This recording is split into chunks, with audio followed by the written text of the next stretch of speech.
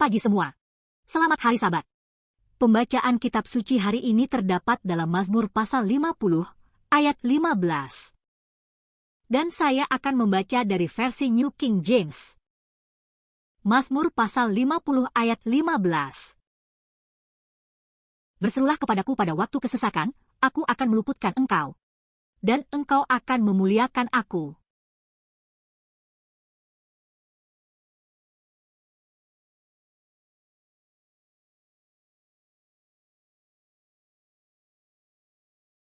Pertama, saya ingin menyambut tamu kami.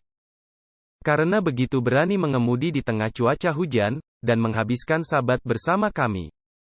Kami ingin menyambut Anda semua dan kami diberkati dengan kehadiran Anda. Kami ingin menyambut mereka yang menonton melalui internet. Semoga Tuhan memberkati Anda dengan limpah juga. Dan jika Anda melewatkan beberapa khotbah dan Anda ingin memiliki keseluruhan seri, Anda dapat berbicara dengan orang-orang media dan mereka akan dengan senang hati menyediakan khotbah yang Anda butuhkan. Atau Anda pergi ke internet, dan mengunduhnya sendiri, ke lexingtonsdachurch.org. Kita mulai belum lama ini, sebuah seri baru dari kitab Daniel. Tidak begitu banyak dari perspektif nubuatan, seperti Daniel 2 dan Daniel 7. Patung dan binatang, yang kita dengar di setiap pertemuan penginjilan. Tetapi lebih dari perspektif spiritual.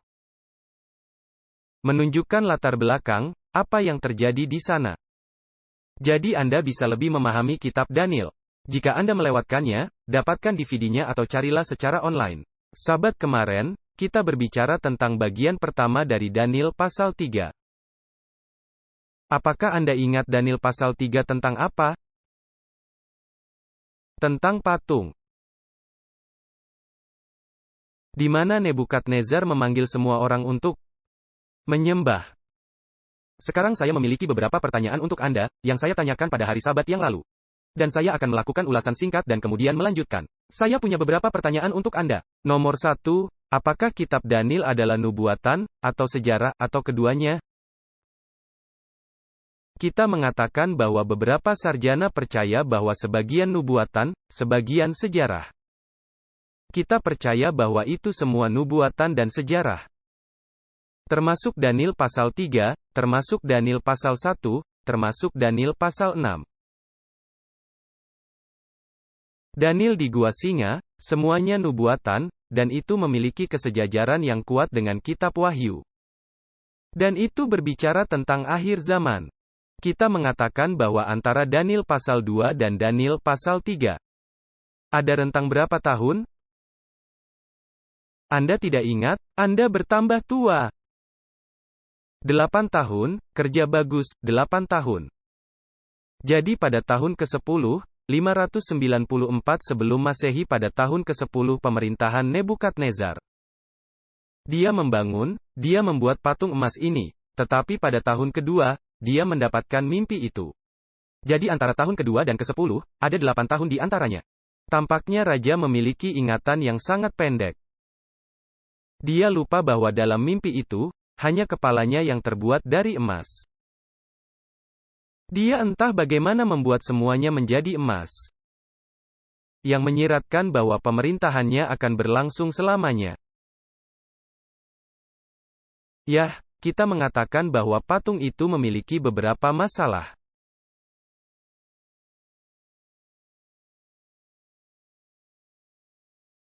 Cara gereja memahaminya sampai beberapa tahun yang lalu. Patung itu adalah 90-100 kaki, karena hasta adalah jarak antara sini dan sini.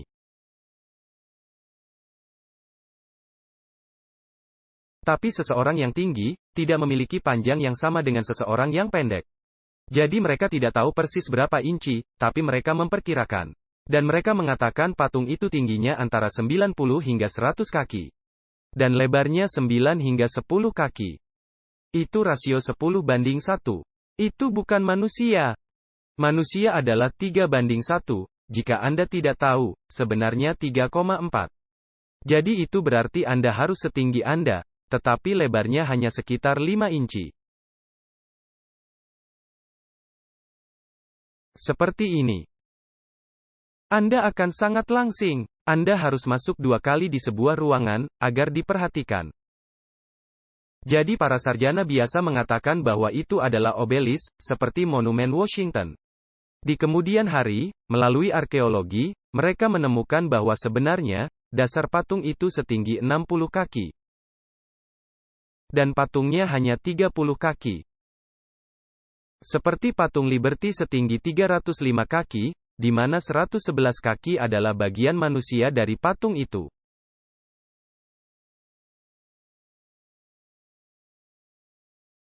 Yang lainnya adalah dasarnya. Jadi pada dasarnya patung itu berukuran 30 kaki kali 10 kaki. Dan itu mengikuti rasio manusia 3:1. 30 kali 8, maaf kali 10.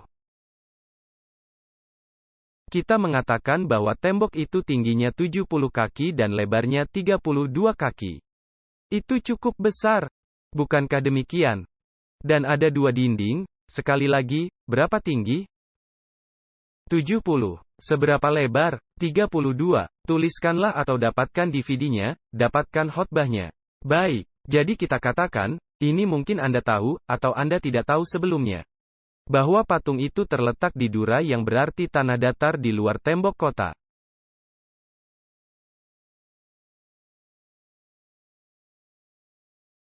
Jadi apa yang dimaksud Dura? Dataran di luar tembok kota. Jadi pada dasarnya itu tepat di dekat tembok Babel. Tetapi kata yang sama dalam bahasa Aram adalah kata sinear dalam bahasa Ibrani, dari Kejadian pasal 11. Di mana menara Babel dibangun. Anda memahami? Jadi patung itu dibangun di lokasi yang sama di mana menara Babel dibangun. Dan sebenarnya, itu dibangun di atas reruntuhan. Dan sekarang biarkan saya menjelaskannya kembali. Di dalam tembok, ada kuil Marduk, dewa matahari, Sun, dewa matahari, dewa tertinggi di Babel. Kuil Marduk tingginya 300 kaki. Dan di bawahnya ada bentuk piramida. Dan di atasnya, ada patung Marduk. Piramidanya setinggi 200, patungnya setinggi 100 kaki. Sekali lagi, rasionya 3:1. Anda melihatnya. Jadi di dalam tembok ada patung Marduk. Di luar tembok ada patung Nebukadnezar. Dan jika Anda menarik garis lurus, menyatukan kedua patung itu, dan terus berjalan, ada jalan yang diaspal dengan batu bata. Singa emas di kiri dan kanan, melintasi kota, melewati jembatan yang terkenal. Sebuah lengkungan yang terbuat dari batu bata di atas sungai Efrat. Dan di sisi lain, di seberang tembok, ada kuil lain, kuil Nebu. Yang adalah dewa kebijaksanaan. Putra dari dewa matahari, Son dari Sun. Anda memahami saya? Dan kuil Nebu bersama dengan patung Nebu setinggi 200 kaki. Jadi Anda memiliki Marduk setinggi 300 kaki, Nebu 200 kaki, dan Nebukadnezar 100 kaki. Apakah Anda mengikuti sejauh ini? Dan terjemahan dari bahasa Aram, mereka adalah Trinitas. Dan mereka berpura-pura menjadi Tuhan. Dan perbedaan dari ketinggian adalah 3/3, 2/3, 1/3. Dan itu menunjukkan siapa dewa terbesar di antara mereka. Karena dalam budaya Mesir, Fir'aun adalah dewa. Dalam budaya Babilonia, raja adalah putra dewa. Mereka tidak sebesar dewa, tetapi mereka juga bukan manusia. Apakah Anda mengikuti sejauh ini? Baik. Jadi Nebukadnezar, ketika dia membangun patung itu, kata membangun bukanlah kata Aram untuk membangun, yang digunakan di semua ayat lain. Tetapi kata yang digunakan dalam pasal 2, datang tanpa bantuan tangan manusia. Mengacu kepada batu. Anda ingat, sebuah batu yang datang tanpa tangan manusia, tanpa campur tangan manusia. Dan mengenai patung itu. Anda ingat, dan itu menjadi besar, menutupi seluruh bumi. Anda ingat? Jadi Nebukadnezar menyiratkan bahwa patung itu tidak dibangun secara manusia. Tetapi itu datang secara ilahi. Dan dia akan menjadi kerajaan yang akan berlangsung selamanya. Tidak ada campur tangan manusia, bersifat ilahi. Itu menutupi, itu universal dan abadi. Jadi dia berkata, "Akulah Tuhan." Bagian terakhir dari tinjauan ulang adalah di tahun ke-9 pemerintahannya. Sejarah mengatakan, sebenarnya arkeologi mengatakan, dalam tablet cuneiform yang ditemukan 50 tahun yang lalu. Dan itu berada di Museum Mesir di Kairo. Tablet cuneiform itu mengatakan, dan saya menampilkannya di layar waktu lalu, dan saya menunjukkan tabletnya. Dikatakan bahwa ada pemberontakan, di mana pemerintah dari semua provinsi atau sebagian besar dari mereka, membayar jenderal tentara untuk membunuh Nebukadnezar dan mengambil alih. Dan Nebukadnezar mengetahui tentang pemberontakan dan dia membunuh para jenderal itu. Dan membunuh sebagian besar pasukannya sendiri, dan dia tetap menjadi raja. Dan Nebukadnezar berbicara dengan orang bijak dan mereka berbicara dan alasan pemberontakan itu adalah karena negara-negara lain tidak setuju untuk menyembah Marduk. Dan mereka ingin membunuhnya. Itu adalah masalah penyembahan.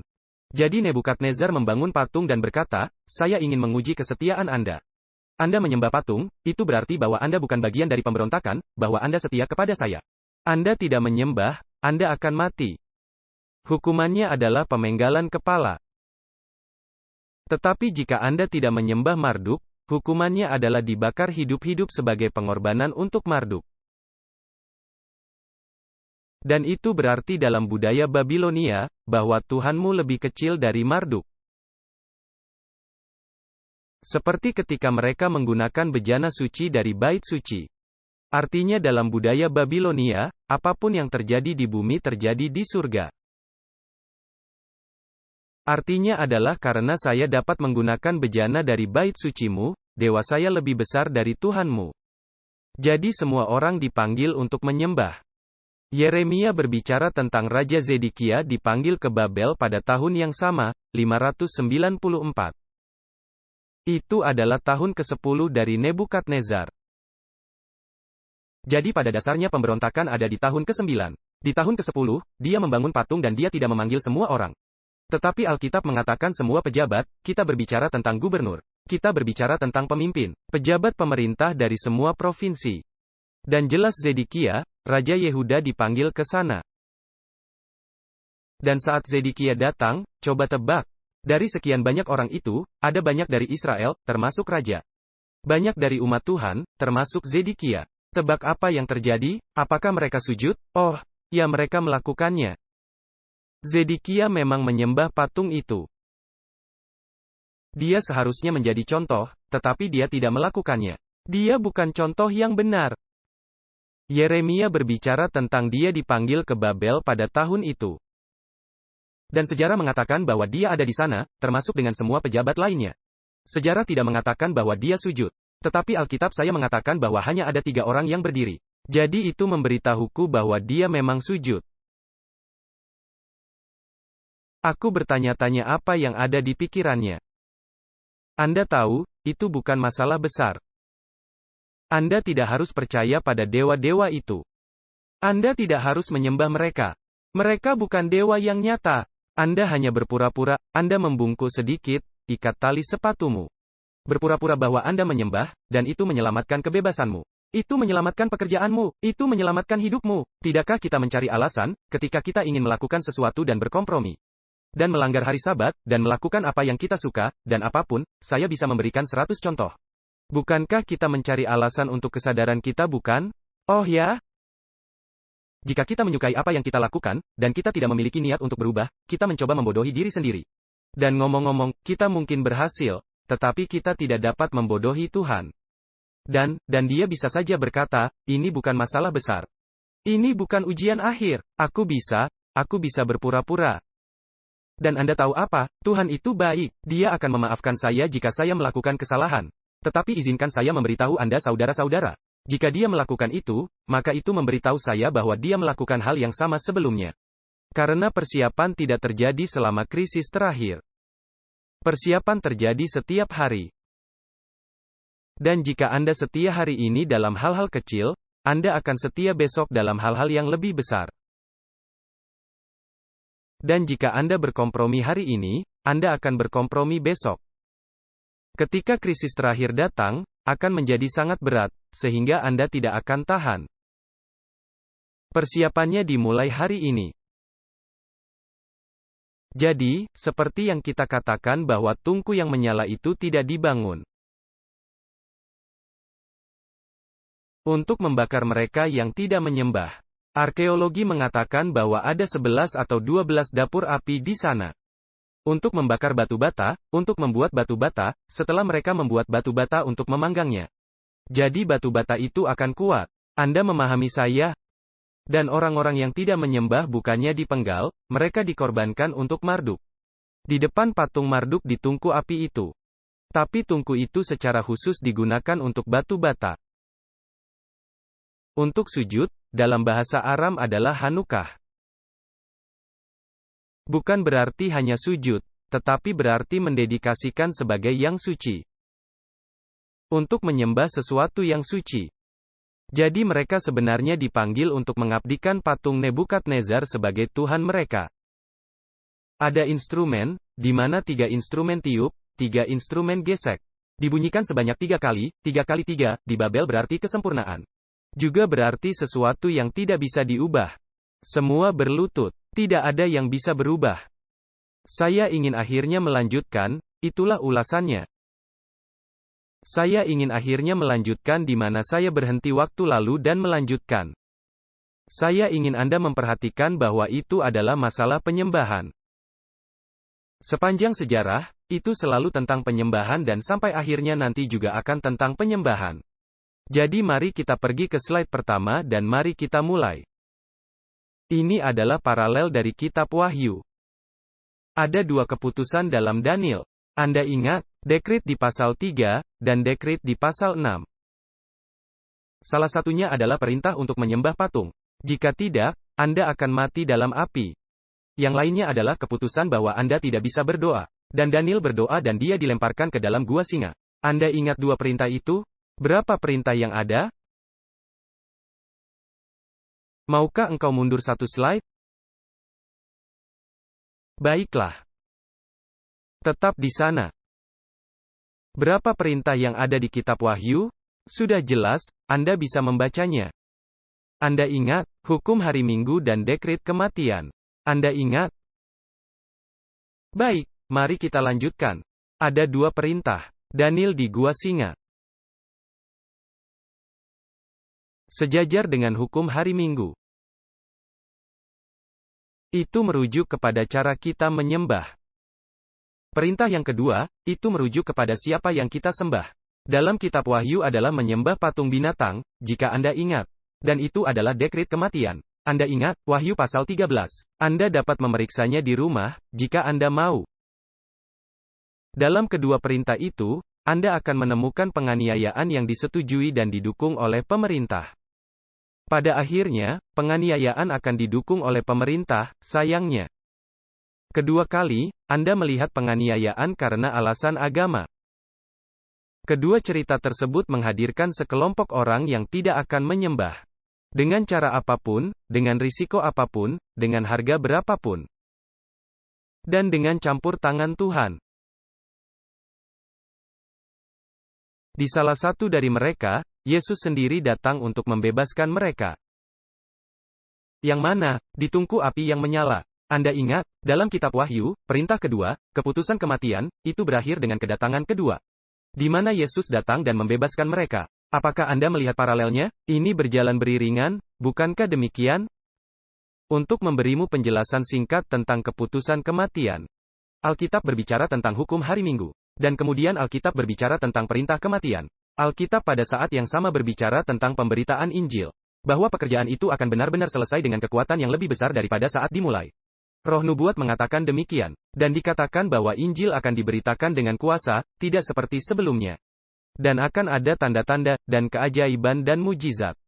Pada saat yang sama, setan akan melakukan di pihaknya tanda-tanda dan mujizat. Bahkan ada kutipan dalam roh nubuat yang mengatakan bahwa dimulai dengan yang paling mendesak. Kebutuhan terbesar dan paling mendesak di gereja adalah kebutuhan untuk kebangunan rohani. Dan kemudian dia berkata, ketika gereja menerima Roh Kudus, maka gereja akan bangkit kembali. Dan kemudian dia mengatakan di paragraf berikutnya bahwa Roh Kudus tidak akan datang kecuali kita berdoa. Seperti para murid berdoa di ruang atas. Jadi doa, Roh Kudus, kebangunan rohani, menyelesaikan pekerjaan. Apakah Anda melihat langkah-langkahnya? Doa, Roh Kudus, kebangunan rohani, menyelesaikan pekerjaan. Alkitab mengatakan bahwa akan ada banyak orang yang akan keluar dari Babel dan bergabung dengan gereja. Roh nubuat di sana mengatakan bahwa akan ada banyak orang di dalam gereja yang meninggalkan gereja dan digantikan oleh orang lain. Dan akan ada ribuan pembaptisan. Saya ingin Anda membayangkan bagaimana pekerjaan itu dimulai. 5.000 dibaptis hari ini. 5.000 besok. 5.000 keesokan harinya. Petugas gereja kelelahan menghitung nama atau menuliskannya. Petugas gereja tidak tidur selama seminggu penuh. Jadi dia memutuskan untuk mengatakan, Anda tahu, teman-teman, tidak penting menuliskan nama mereka di buku. Jadi dia berkata di buku, dan Tuhan menambahkan setiap hari, jumlah mereka. Itu ada di kitab para rasul. Bayangkan gereja bertambah. Hari Minggu, kita tidak punya waktu untuk mengganti air. Itu sudah kotor, kita harus memberi pemutih, karena besok kita akan mengadakan baptisan lagi. Jadi hari Minggu, kita memiliki 3.000 baptisan. Dan saya tidak dapat membaptis mereka semua, karena saya tidak punya banyak tangan. Jadi saya mendapatkan semua penatua di dalam kolam, dan kami memenuhi kolam, jadi kami pergi ke sungai. Atau kami pergi ke kolam renang. Dan kemudian hari Senin lagi, dan kemudian Selasa lagi. Dan kemudian hari Rabu lagi, dan setiap hari. Dapat Anda membayangkannya? Dan seseorang datang dan mereka menderita kanker dan kami menumpangkan tangan dan berdoa. Mereka disembuhkan. Bisakah Anda membayangkan itu? Dan itu meledak di mana-mana. Dan sementara itu, gereja berdoa tidak seperti sebelumnya, mengaku dosa. Saling memaafkan, saling mengasihi, saling membantu. Dan pada saat yang sama, ada beberapa orang di gereja, di mana mereka ingin tetapi mereka tidak dapat meninggalkan dosa. Mereka menyukainya. Mereka menyukainya. Dan itu bukan masalah besar. Jadi mereka berdoa juga. Dan roh nubuat mengatakan bahwa gereja ditutupi oleh awan gelap. Dan saya melihat sinar cahaya datang dari satu tempat ke tempat lain.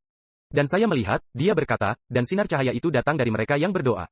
Dan mereka menerima Roh Kudus dan mereka bangkit dan gereja bertumbuh, dan menyelesaikan pekerjaan. Tapi kemudian dia berkata, ada orang lain yang tidak mengaku, tidak bertobat, tidak berubah. Mereka terus berkompromi, dan mereka berdoa juga. Dan mereka menerima roh juga. Itu adalah roh setan. Wow. Itu sulit bukan? Jadi dengan mengatakan bahwa ketika gereja mulai menjadi menginjil, dan bekerja, gereja-gereja lain menjadi marah. Yah, ketika saya melakukan penginjilan di Wisconsin, salah satu pendeta denominasi lain. Saya tidak akan memberitahumu apa denominasinya, karena saya tidak ingin menyalahkan denominasi apapun. Karena ada orang baik dan jahat di setiap denominasi, termasuk kita. Dia menelepon saya dan dia berkata, saya ingin Anda berhenti memberitakan Injil. Saya berkata, saya tidak bisa, Yesus menyuruh saya untuk berkhotbah. Berkhotbah hanya di gerejamu saja, jangan beritahu orang yang lain. Saya mengatakan, itulah tujuannya. Saya harus mengkhotbahkannya kepada dunia. Yesus berkata, pergilah dari Yerusalem, Yudea, Samaria. Dia berkata, saya katakan kepadamu berhenti berkhotbah. Saya akan menemukan cara untuk menghentikanmu. Saya berkata, apakah Anda Schwarzenegger, Terminator, Gubernur, atau bagaimana semua orang memanggilnya? Apakah Anda Schwarzenegger? Dia berkata, berhenti bercanda. Saya berkata, yah, apa yang Anda katakan benar-benar menjadi alasan saya untuk tersenyum. Haruskah saya mendengarkan Anda atau Tuhan? Dan saya berkata, Anda lebih baik mendengarkan saya berkata. Dan saya menjadi berani. Anda memberitakan Injil, jadi saya tidak perlu melakukannya. Anda keluar, beritakanlah Injil karena itulah panggilan Anda. Itulah yang Yesus panggil untuk Anda lakukan. Dan dia diam. Dan saya berkata, hubungi saya jika Anda membutuhkan bantuan untuk memberitakan Injil. Dan saya menutup telepon. Dia mengancam saya. Saya akan menghancurkanmu. Tembaklah dirimu sendiri. Silahkan. Tetapi intinya adalah bahwa mereka akan marah kepada kita. Karena ketika orang-orang belajar tentang Injil, mereka mulai kehilangan orang yang bertobat. Dan mereka akan berbicara kepada pemerintah. Kita tidak akan mendukungmu, kita tidak akan memberimu uang, kita tidak akan memberimu suara. Dan pemerintah akan mulai menganiaya. Yah, kita sudah kehilangan kebebasan kita, bukan begitu? Dan kemudian ketika pemerintah memulai penganiayaan, mereka akan berkata, Anda melihat semua bencana ini, tornado, yang tidak seperti sebelumnya. Ini karena Anda tidak memelihara hari Minggu. Dan mereka akan memberikan hukum hari Minggu. Itu perintah pertama. Dan mempersingkat cerita, karena kita berbicara tentang Daniel, bukan tentang Wahyu. Akan ada beberapa penganiayaan, saudara-saudara. Dan kemudian pada akhirnya mereka akan memberikan keputusan kematian. Dan mereka akan memberikan kekuatan kepada binatang itu dan mendukung binatang itu. Dan saya tidak akan menjelaskan itu terlalu lama, tetapi saya ingin menekankan bahwa pada saat itu, Alkitab mengatakan bahwa masa percobaan ditutup. Siapa yang suci akan tetap menjadi suci, siapa yang adalah orang berdosa, dia akan tetap berdosa. Pada dasarnya, Yesus mengetahui tidak ada perubahan. Apapun yang akan dia lakukan, tidak ada orang lain yang akan berubah lagi. Jadi dia berkata, sudah selesai. Dan pada saat itu, malapetaka dimulai. 7 malapetaka di kitab Wahyu. Dan di malapetaka ke-7, gempa bumi, Yesus datang. Anda ingat, dan mengapa ini sulit bagi kita? Karena itu tidak akan mudah bagi mereka. Karena mereka akan menderita malapetaka dan malapetaka itu tidak akan menyentuh kita. Dan Tuhan akan menyediakan semua roti, dan semua kue dan jus untuk Anda. Tidak, air dan roti dan kacang hijau. Tetapi intinya adalah saudara-saudara bahwa pada saat itu mereka akan memberikan keputusan kematian. Tetapi mereka tidak akan melaksanakannya. Tetapi ketika mereka mengumumkan keputusan kematian misal tanggal 15 Agustus, semua orang yang tidak ini dan itu akan dibunuh. Sebelum mereka dapat menerapkannya, surga akan terbuka. Dan mereka akan melihat Raja kita datang untuk membebaskan kita. Dan Anda akan mengangkat tangan dan kepala dan mata dan berkata, ini adalah Raja kita. Menjelaskan tentang itu, saya memberi Anda penjelasan yang singkat, pendek tentang perintah tersebut.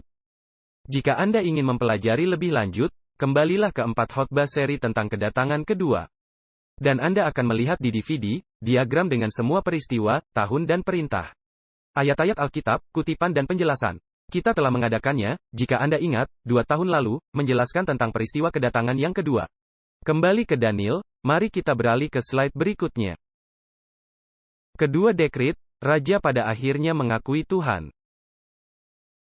Alkitab mengatakan dalam Wahyu bahwa semua lutut akan bertekuk lutut di hadapan Tuhan. Apakah Anda melihat semua kesejajaran ini? Satu persatu. Apapun yang terjadi di Daniel, terjadi di Wahyu, terjadi pada akhir zaman, satu persatu, dengan sangat tepat. Mari kita lanjutkan. Kedua dekret memiliki urutan yang sama, penganiayaan, orang-orang setia, yang berdiri dengan harga berapapun. Intervensi Tuhan, baik Daniel, dan dalam Wahyu. Mari kita lanjut ke yang berikutnya. Daniel memiliki struktur kiastik, yang artinya seperti piramida. A adalah sama dengan yang terakhir A, B dan B, C dan C. Apapun yang di tengah, itu adalah penting. Daniel memiliki 4 struktur kiastik. 2 dari setengah dari kitab Daniel dari Daniel 1 sampai 7. Dan dari Daniel 7 sampai 12. Dan 2 tepat di tengah, di dalam pasal 7. Misalnya, struktur kiastik, pasal 2 dan 7, pasal 3 dan 6, pasal 4 dan 5. Mereka adalah sama, pasal 1, yang sama dengan bagian terakhir dari pasal 12. Anda melihatnya di layar. Apa yang ada di tengah? Pasal 7. Apakah Anda melihat 2 struktur kiastik dalam kitab Daniel? Setiap pasal adalah kiastik. Pasal 7 memiliki 2 struktur kiastik. Di sini saya ingin berhenti sebentar. Di tengah kitab Daniel ada pasal 7, di tengah pasal 7 ada 2 hal, 2 struktur kiastik. Di bagian pertama, dikatakan bahwa anak manusia datang di hadapan yang lanjut usianya. Dan dia menghakimi, dan kemuliaan dan kerajaan dan kekuasaan diberikan kepadanya. Di bagian struktur kiastik kedua dari pasal 7, di tengah, dikatakan bahwa umat Allah datang ke penghakiman. Dan apapun yang diterima anak manusia, diberikan kepada mereka. Dan kemudian itu adalah salinan dan tempel dari ayat 13 dan ayat 23. Kemuliaan dan kerajaan diberikan kepada orang-orang kudus. Jadi apapun yang diterima anak manusia, dia memberikannya kepada orang-orang kudus. Jadi apa pusat dari kitab Daniel saudara-saudara? Yesus menerima kerajaan dan dia memberikannya kepada orang-orang kudus, untuk Anda dan saya. Pasal 3 juga merupakan struktur kiastik. Bagian A, patung, semua harus tunduk di depan patung itu. Bagian A, umat Tuhan ditinggikan di atas hal-hal itu. B, dekret terhadap mereka yang tidak menyembah. B, dekret atas nama mereka yang berdiri untuk Tuhan. C, penganiayaan. C, pembebasan dari penganiayaan. 3 pemuda dalam ayat 15 dan 16. Nebukadnezar mengatakan, siapa yang tidak menyembah akan segera dibunuh. Saya memiliki pertanyaan untuk Anda. Apakah dia langsung membunuh mereka atau tidak? Jadi saudara-saudara, saya memberi Anda gambaran besar tentang kitab Daniel yang paralel dengan Wahyu. Mari kita pergi ke bagian praktis. Apakah dia langsung membunuh mereka atau tidak? Tidak. Mengapa? Dikesankan oleh para sarjana, termasuk para sarjana Advent, bahwa Daniel yang merupakan Perdana Menteri. Tangan kanan raja, dan raja tahu betul Daniel, sehingga dia tidak diharuskan pergi ke sana karena itu adalah ujian kesetiaan. Dan raja tahu bahwa Daniel setia dan dia bukan bagian dari pemberontakan. Jadi dia mendapat izin absen. Tetapi 3 pemuda yang tidak bekerja dekat dengan raja, dia melupakan mereka. Dan dikesankan oleh para sarjana bahwa ketika mereka dibawa ke hadapan raja, raja mengenali mereka. Dan dia tahu bahwa mereka tidak memberontak. Mereka hanya tidak menyembah dewa yang lain. Jadi dia ingin memberi mereka kesempatan lagi. Dia berkata, Anda tahu, saya tidak akan langsung membunuh Anda. Saya tahu bahwa Anda tidak memberontak. Saya tahu bahwa Anda setia. Tetapi ini adalah masalah yang saya miliki. Ini adalah nama saya, otoritas saya, semua orang, ketika semua orang sujud, kalian tidak. Jadi kalian benar-benar mendapatkan perhatian semua orang. Dan Anda, jika Anda tidak menyembah, Anda mendorong orang lain untuk melakukan hal yang sama. Jadi pada dasarnya nama saya dan otoritas saya yang dipertaruhkan di sini. Jadi saya ingin Anda sujud. Dan ketiga pemuda itu berkata, dengarkan, Raja. Kami tidak bisa sujud. Kami minta maaf. Dan dikatakan dalam Alkitab bahwa sikap Nebukadnezar berubah. Dia baik kepada mereka sampai sekarang. Sekarang Alkitab mengatakan bahwa dia berubah menjadi marah. Siapakah kalian, meragukan otoritas saya? Saya adalah Raja. Saya ingin Anda menyembah patung itu, untuk menyembah Tuhan saya. Saya akan membunuh kalian. Jadi dia tiba-tiba tidak ramah lagi. Alkitab mengatakan bahwa sikapnya berubah terhadap mereka. Jadi apa yang mereka katakan? Seperti yang kita baca di sana, dikatakan. Jika kamu bersedia, demi kamu mendengar bunyi musik, sujudlah menyembah patung yang kubuat itu. Tetapi jika kamu tidak menyembah, kamu akan dicampakkan seketika itu juga ke dalam perapian yang menyala-nyala. Dan dewa manakah yang dapat melepaskan kamu dari dalam tanganku? Lalu mereka menjawab Raja Nebukadnezar, tidak ada gunanya kami memberi jawab kepada tuanku dalam hal ini. Dengarkan baik-baik. Mereka berkata, tidak ada gunanya. Allah kami yang kami puja sanggup melepaskan kami. Maka ia akan melepaskan kami. Tetapi seandainya tidak, hendaklah tuanku mengetahui, bahwa kami tidak akan memuja dewa tuanku. Dan tidak akan menyembah patung emas yang tuanku dirikan itu. Dan dia menjadi marah di ayat 19 dan 20, dia menjadi marah, dan dia berkata, Anda tahu. Dan ini adalah komentar bodoh dan irasional. Panaskan dapur api itu. Berapa kali lagi lebih panas? Yah, itu tidak mungkin dari perspektif fisika. Tidak. Yang pertama, mereka membuat batu bata. Dan sejarah mengatakan bahwa batu bata dibuat antara 500 dan 900 Fahrenheit. Dan dosis terbesar batu bata akan tahan terhadap api adalah hingga 2400 Fahrenheit. Dan kemudian itu hanya akan pecah dan meleleh. Jadi pada dasarnya 7 kali lebih dari 900 Fahrenheit mendekati sekitar 6000 Fahrenheit. Dan batu bata tahan hingga 2400 Fahrenheit. Jadi pada dasarnya itu tidak mungkin. Jadi saya melihat ke bahasa Aram. Dan 7 kali lebih banyak, itu adalah ekspresi yang berarti pengaturan tertinggi. Dia memanaskan secara maksimal. Nah, apa yang mereka gunakan? Karena kayu, saya periksa, dan arkeologi mengatakan, kayu tidak akan melakukan pekerjaan itu. Dan saya menemukannya di arkeologi. Mereka memiliki, dari arkeologi, air mancur hitam di tanah sebagai aliran air hitam. Apa itu saudara-saudara? Minyak. Air mancur hitam di tanah sebagai aliran air hitam. Yang mereka gunakan untuk memanaskan tungku. Jadi dia berkata, panaskan hingga maksimal. Dan dia memanggil Schwarzenegger dan Rambo, prajuritnya yang kuat. Dan dia berkata, ikat orang ini dan lemparkan mereka ke dalam api. Dan ketika mereka cukup dekat, untuk dapat melemparkan ketiga pemuda itu ke dalam api. Apa yang terjadi? Alkitab mengatakan bahwa tentara yang kuat itu terbakar. Panasnya begitu hebat sehingga para prajurit tewas seketika. Saya ingin Anda membayangkan mereka yang berada di luar, menyaksikan apa yang terjadi. Semua orang banyak itu, paksaan untuk menyembah. Semua orang menyembah, semua dipaksa. Anda harus menyembah juga. Anda harus tunduk, Anda harus menyerah. Semua orang melakukan itu. Anda ingin dibunuh, Anda ingin kehilangan kebebasanmu, Anda ingin kehilangan rumahmu, Anda ingin kehilangan pekerjaanmu, Anda ingin dibunuh, Anda harus sujud menyembah. Dan semua orang sujud, termasuk Raja Yehuda. Dan ketiga pemuda itu berdiri, tanpa mengetahui ceritanya. Kita tahu ceritanya, mereka tidak. Dan mereka mengambil risiko dengan harga berapapun. Kami tidak akan menyembah. Saya ingat sangat jelas, sangat jelas. Saya katakan waktu lalu tentang Letnan Barbulescu. Yah, saya ingat dengan sangat jelas, ketika saya kembali ke garnisun. Dan itu adalah Letnan Tufano yang berarti semak dalam bahasa Rumania. Dan orang ini, Tufano, tidak punya banyak otak. Dia memang punya kamar, tapi tidak ada perabotan di dalamnya. Orang itu bekerja untuk pemerintah komunis. Dan orang itu jahat. Dia datang kepada saya dan saat dia berbicara, Anda membutuhkan payung. Dan jika Anda memiliki kacamata, Anda membutuhkan wiper atau penyeka. Ketika dia akan berbicara, dia akan meludahimu. Dia mulai berbicara dan dia marah dan dia memerah. Dan dia berkata, saya mengenalmu. Dia masuk ke mulutku. Saya dengan dia sangat dekat. Aku tahu kamu orang Advent. Aku membencimu, dan aku benci Tuhanmu. Saya tidak percaya pada Tuhan. Anda akan bekerja pada hari Sabat. Dan saya mengambil sapu tangan saya, membersihkan wajah saya, melangkah mundur.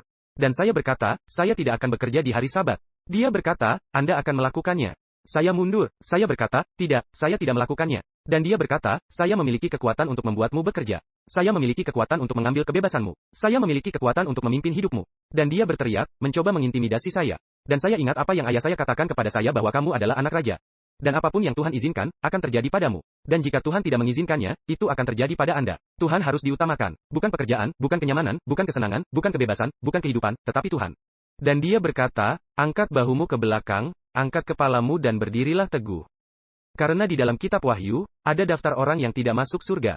Dan daftar teratas adalah mereka yang takut, itu mengatakan bahwa mereka tidak percaya apa yang mereka khotbahkan.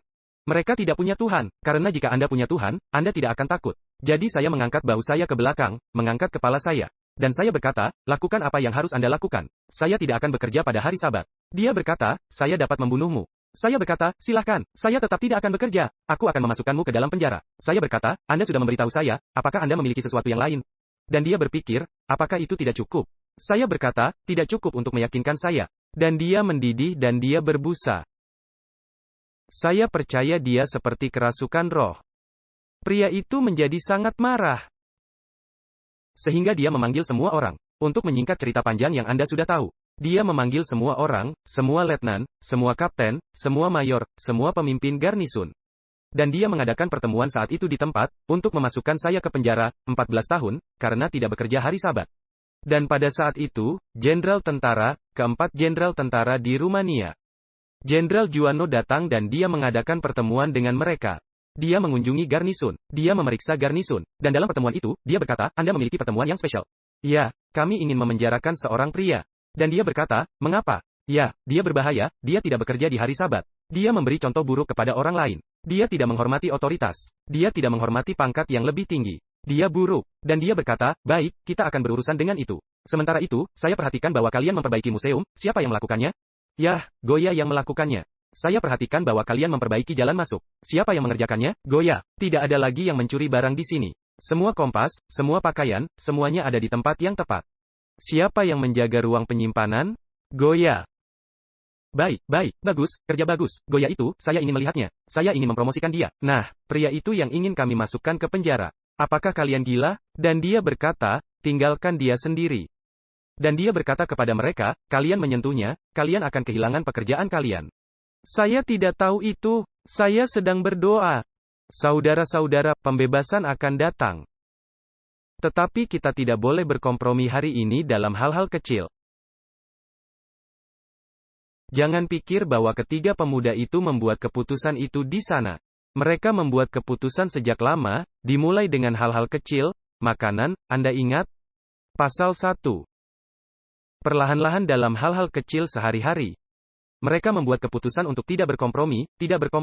Itu membangun karakter mereka, membentuk mereka. Anda tidak akan bersiap dalam krisis terakhir. Anda bersiap hari ini, dalam hal sehari-hari. Dan saat Anda bersiap-siap hari ini, saat Anda belajar dan berdoa, dan belajar dan berdoa. Dan mengalami Tuhan, dan Anda membiarkan Tuhan mengendalikan hidupmu. Dan engkau berjalan seperti Yesus berjalan. Yesus, Alkitab berkata dalam Yohanes, dia berkata, aku tidak mengucapkan kata-kataku sendiri. Karena Bapa yang memberitahuku apa yang harus dikatakan. Dia juga mengatakan kemudian, 3 pasal kemudian, dia berkata, masih dalam kitab Yohanes. Aku tidak melakukan perbuatanku sendiri. Aku melakukan apa yang Bapa perintahkan kepadaku. Pada dasarnya Yesus akan bangun pagi-pagi, dan berdoa, menerima rencana, agenda hari itu dari Bapa. Kecuali kita melakukan itu, dan berjalan dengan Tuhan. Sampai pada titik di mana Tuhan akan memimpin kita setiap hari, mengalami Tuhan. Berdoa, belajar, berjalan bersama Tuhan, mengalami Tuhan, mendengar suara Tuhan, berjalan bersama Tuhan. Kita tidak akan berhasil dengan kuasa manusia.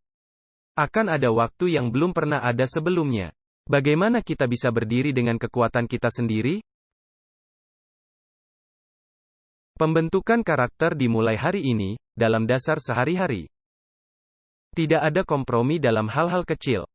Dan Anda tidak berkompromi dalam hal-hal besar, ketika krisis terakhir datang. Saya ingin Anda membayangkan mereka yang melihat. Mereka melihat 3 pemuda berdiri dan mereka berkata, orang-orang ini gila.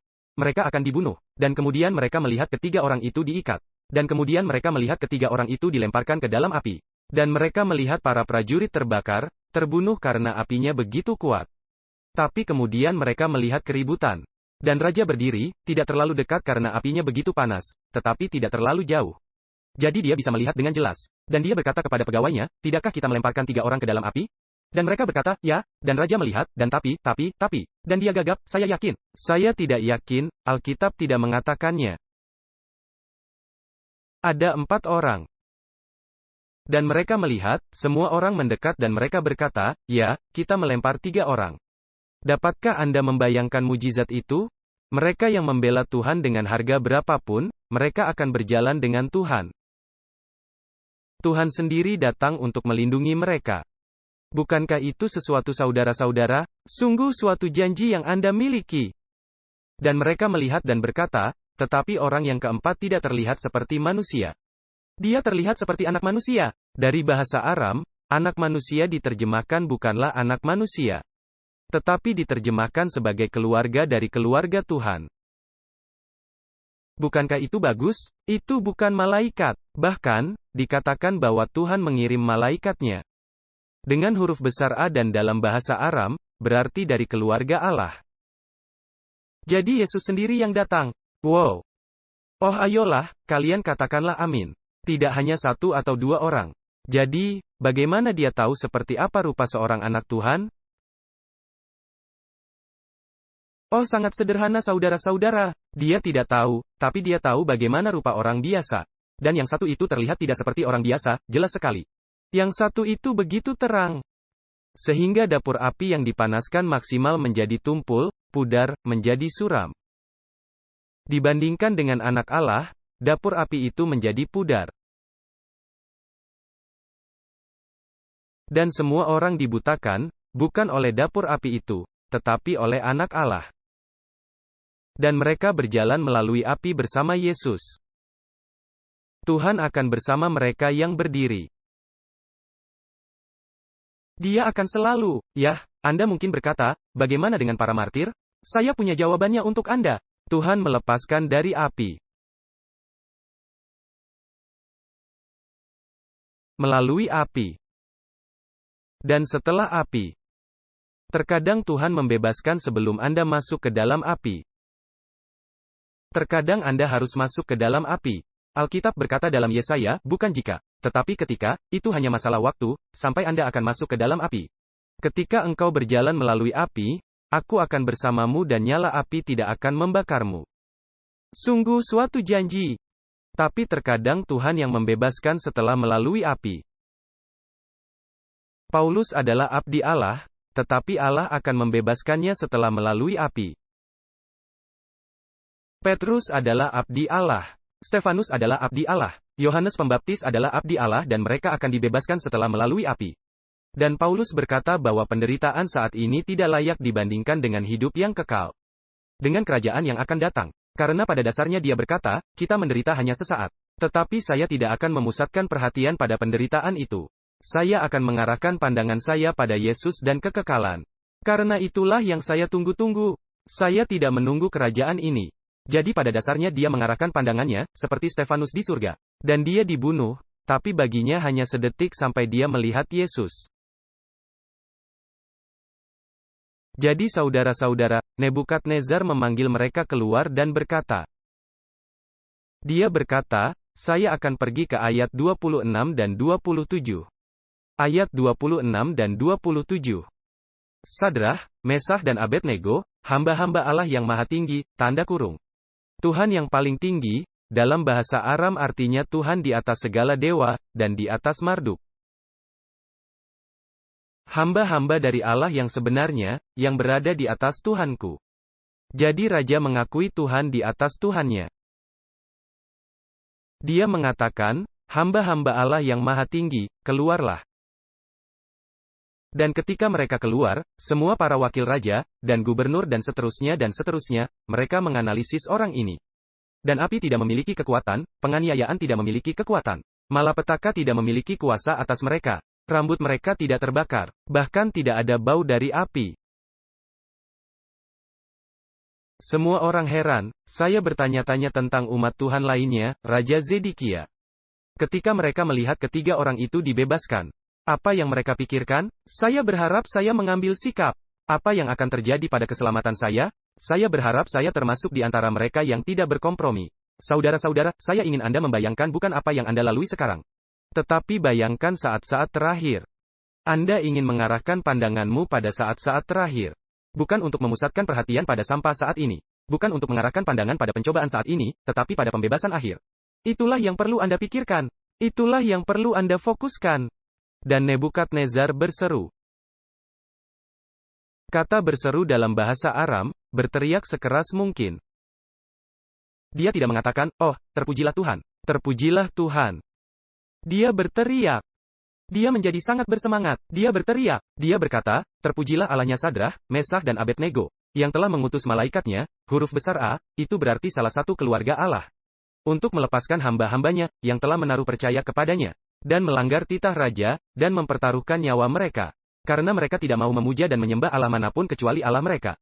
Sebab itu aku mengeluarkan perintah, bahwa setiap orang dari bangsa, suku bangsa atau bahasa, keputusan kecil mempunyai konsekuensi besar. Jangan bayangkan bahwa keputusan kecil hari ini tidak akan mempengaruhi Anda. Itu akan. Keputusan kecil memiliki konsekuensi besar. Tuhan, Yesaya 43 ayat 1 dan 2. Tuhan akan datang untuk membebaskan. Tetapi sekarang, beginilah firman Tuhan, Yesaya 43, yang menciptakan engkau, hai Yakub, yang membentuk engkau, hai Israel, janganlah takut. Sebab aku telah menebus engkau. Past tense, sudah dilakukan. Sudah ditebus. Aku telah memanggil engkau dengan namamu, engkau ini kepunyaanku. Ketika engkau menyeberang melalui air, aku akan menyertai engkau. Ketika berjalan melalui api, engkau tidak akan terbakar. Mungkin sulit ketika engkau masuk dalam pencobaan, saudara-saudara. Tetapi kita harus setia hari ini. Kita harus kuat hari ini. Kita perlu membuat keputusan, di mana kita tidak berkompromi hari ini. Saya yakin ketiga pemuda itu benar-benar bersemangat, bukan karena mereka dilepaskan. Bukan karena ada keputusan, dan mereka dipromosikan. Bukan karena raja memanggil mereka keluar. Dan Anda tahu, mereka tidak terbakar. Tapi saya rasa mereka sangat bersemangat untuk benar-benar berjalan bersama Tuhan. Semuanya tidak ada gunanya. Promosi. Itu pun tidak berarti. Mereka berjalan bersama Yesus. Mereka melihat Yesus. Itulah yang perlu Anda cari. Itulah yang perlu Anda pikirkan. Saya akan memberimu sebuah cerita saat kita menyelesaikannya. Sebuah kisah Abel dari Zimbabwe. Saya mendengar salah satu teman saya, pendeta, menceritakan kisah itu dan saya meminjam ceritanya. Di Zimbabwe, selama Perang Saudara, pejuang kemerdekaan disebutnya, atau tidak ada pejuang kemerdekaan. Datang ke setiap rumah, dan mereka mulai membunuh orang-orang yang tidak bergabung dengan mereka. Dan tidak beribadah seperti cara mereka beribadah. Anda adalah seorang Kristen, Anda bukan seorang Muslim, Anda akan dibunuh. Anda harus menyerahkan Yesus. Jadi mereka datang ke rumah Abel, yang baru saja menjadi Kristen beberapa minggu sebelumnya. Dan mereka memintanya, saya ingin Anda datang keluar di depan semua orang di jalan dan berkata, saya meninggalkan Yesus. Dan Abel berkata, saya tidak bisa melepaskan Yesus. Saya ingin Anda berkata, saya melepaskan Yesus. Yesus bukan apa-apa bagiku. Dia berkata, Yesus adalah segalanya bagiku. Saya tidak bisa melepaskan Yesus. Mereka berkata, kami akan membunuhmu. Dan dia berkata, maafkan saya tidak ingin mati. Tetapi saya tidak dapat melepaskan Yesus. Dia berkata, pikirkan saudara-saudara ketika Yesus datang. Dia akan memberiku hidup kekal, bahkan jika kalian membunuh saya, karena Alkitab mengatakan dalam Yohanes, bahwa mereka yang mengasihinya, bahkan jika mereka mati, mereka akan hidup. Jadi dia berkata, saya mungkin mati, tetapi saya akan melihat Yesus. Dan dia akan memberiku kehidupan. Saya tidak bisa melepaskan Yesus. Mereka menempatkan dia, mereka memukulinya dengan buruk. Semua berdarah, masukkan dia ke dalam penjara dan pergi dan berkata, kami akan berurusan dengan Anda nanti. Berada di penjara, dia berbicara dengan orang lain, beri saya selembar kertas dan pena. Mereka memberikannya kepadanya dan dia menulis catatan untuk putranya. Istrinya sudah terbunuh. Dia menulis catatan untuk putranya. Dan dia berkata di catatan itu, dan biarkan saya membaca catatan itu sebenarnya. Jadilah setia sampai mati. Dan Tuhan akan memberimu mahkota kehidupan, Wahyu 2 ayat 10. Setialah sampai mati. Dan Tuhan akan memberimu mahkota kehidupan. Setialah sampai mati. Dan Tuhan akan memberimu mahkota kehidupan. Dia tidak memiliki Alkitab. Dia mengingatnya, ngomong-ngomong bersiaplah untuk hari ketika Anda tidak memiliki Alkitab. Ketika para pejuang kemerdekaan kembali, mereka berkata, apakah Anda akan melepaskan Yesus? Dan dia berkata, tidak. Dan mereka menembaknya di kepala. Dan dia jatuh mati. Orang-orang datang untuk menguburnya dan mereka menemukan catatan itu. Dan mereka memberikan catatan itu kepada putranya dan mereka bertanya kepadanya, apa yang bisa kami lakukan untukmu? Dan putranya mengambil catatan itu, memasukkannya ke dalam sakunya. Dan dia berkata, tidak ada yang bisa kamu lakukan untukku. Yesus sudah melakukannya. Dan mereka bertanya kepadanya, apa maksudmu? Dan dia berkata, Yesus berjanji bahwa dia akan membangkitkan orang-orang yang mengasihi dia. Dan putranya berkata, ketika hari itu tiba, para malaikat akan membawa ayah saya ke saya. Saudara-saudara, hari itu akan segera datang. Ketika Yesus akan meniup terompet itu, mereka akan dibangkitkan, mereka yang hidup akan diubahkan. Dan Yesus, para malaikat akan menyatukan kembali keluarga-keluarga. Bersama, seluruh keluarga, Patsy. Anda tahu, menyatukan kembali keluarga. Bayangkan hari itu. Bayangkan Abel yang dibunuh oleh para pejuang kemerdekaan. Mencari putranya, mendapatkan putranya, saling berpelukan, dan kemudian melihat Yesus. Dan tidak dapat berkata-kata, ini adalah Raja kita. Bayangkan hari itu. Tuhan akan membebaskan umatnya. Alkitab mengatakan bahwa pada hari itu, segera ketika kebangkitan datang, Tuhan akan membebaskan. Karena Tuhan adalah Tuhan yang akan membebaskan. Dia akan membebaskan semua orang yang berdiri untuknya. Dia akan membebaskan Paulus dan Stefanus dan Anda dan saya dan semua orang. Alkitab berkata dalam Mazmur 50, berserulah kepadaku pada waktu kesesakan. Dan aku akan meluputkan engkau, dan engkau akan memuliakan aku. Saya menantang Anda hari ini, saudara-saudara. Saya tidak peduli usia Anda. Saya tidak tahu masalah Anda, itu mungkin sulit. Tetapi saya menantang Anda hari ini untuk membuat keputusan. Bahwa Anda akan mengambil sikap hari ini. Bahwa Anda membuat keputusan bahwa Anda tidak akan pernah berkompromi dengan harga berapapun. Tidak masalah jika Anda kehilangan apa yang Anda kasihi, kehilangan kebebasanmu atau pekerjaanmu. Anda tidak akan pernah berkompromi. Berdasarkan janji, berserulah kepadaku dan aku akan meluputkan engkau. Dan saat Anda melakukan itu, marilah kita menjadi pria dan wanita yang akan berdiri untuk Tuhan, yang akan dibebaskan ketika Yesus datang. Karena tidak ada Tuhan lain, yang mampu melepaskan seperti Tuhan kita. Mari kita berdoa. Bapa di surga. Saat kami mencoba dengan cepat untuk menyelesaikan pasal 3, hal itu tampaknya sangat sederhana. Tetapi sebenarnya ada banyak hal di dalamnya. Saya berdoa agar Engkau membuat kami terkesan dengan hal-hal ini. Dan saya berdoa agar kami diubahkan oleh Roh-Mu sehingga kami belajar berjalan bersama-Mu. Kami belajar untuk bergantung kepadamu. Kami belajar mendengar suara-Mu. Kami belajar berdoa dan belajar dan bergantung kepadamu dan percaya kepadamu. Bapa, kami berdoa agar kami mengambil sikap untuk-Mu setiap hari. Kami berdoa agar tidak ada kompromi dalam hidup kami apapun itu. Dan kami berdoa agar di hari itu segera, semoga Tuhan Yesus segera datang. Pada hari itu, kami akan termasuk di antara mereka yang akan berkata, inilah Tuhan kita, kami telah menunggunya. Dan Engkau akan membebaskan kami dan kami akan menghabiskan kekekalan dengan-Mu. Melihat ke depan dalam iman. Kami memuji-Mu dan kami berterima kasih, kami tidak bisa membayangkan, kami tidak layak. Tetapi kami percaya dan berdasarkan iman, Bapa. Dalam nama Yesus yang berharga, kami berdoa dan berterima kasih. Amin.